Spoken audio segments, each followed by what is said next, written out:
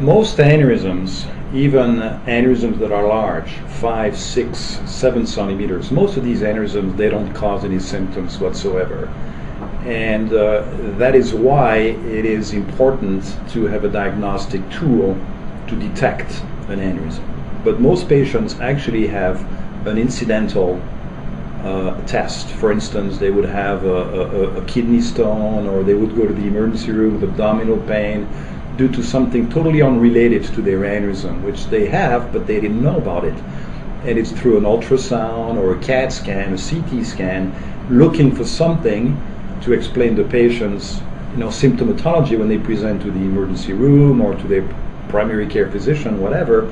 And then we get a CAT scan and say, oh my God, there's a large aneurysm. So usually that's how they're detected. But 90% plus of aneurysms are asymptomatic. What it means is that you may be a 65-year-old healthy man, running every day and keeping your health in check, and then you may actually have an aneurysm and you wouldn't know about it. People who are at risk of having an aneurysm, it usually, I wouldn't say usually, but there's a strong family history. So there's clearly a genetic component to this.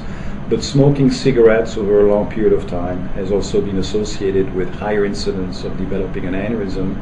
Diet, maybe diet related as well. But the genetic, the family thing is probably the strongest predictor of having an aneurysm. Many patients we do see have an aneurysm. I always ask, do you have anybody in your family that you may know who's had an aneurysm? And more often than not, people will say, well, my grandpa had an aneurysm, or my uncle. So it clearly runs into family. And it's important to know that, because many patients, they have siblings that are, who are alive. And so I obviously tell patients to actually convey that information to their close ones, their loved ones, so that they can have an ultrasound, which is a very easy test to perform to detect an aneurysm that's otherwise silent.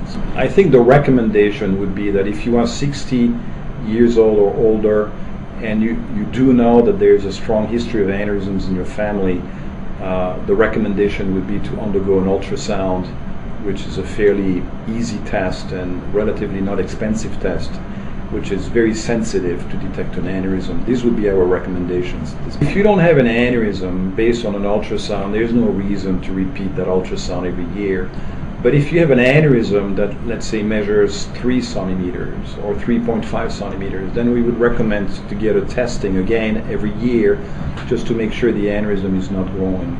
Because if the aneurysm is growing, that's where we want to catch it, and we want to be able to repair it to avoid the aneurysm to rupture with its obviously deadly consequences. There may be an acute event with back pain, but if the aneurysm truly ruptures, it sort of exsanguinate internally, and so you would become unconscious very quickly and probably die. If you're lucky enough that you have a ruptured aneurysm, but the rupture is contained, meaning that you're not really bleeding to death, but you are hypotensive, your blood pressure may be lower because of the events, and you have time to get to the emergency room, these are the patients that can be saved.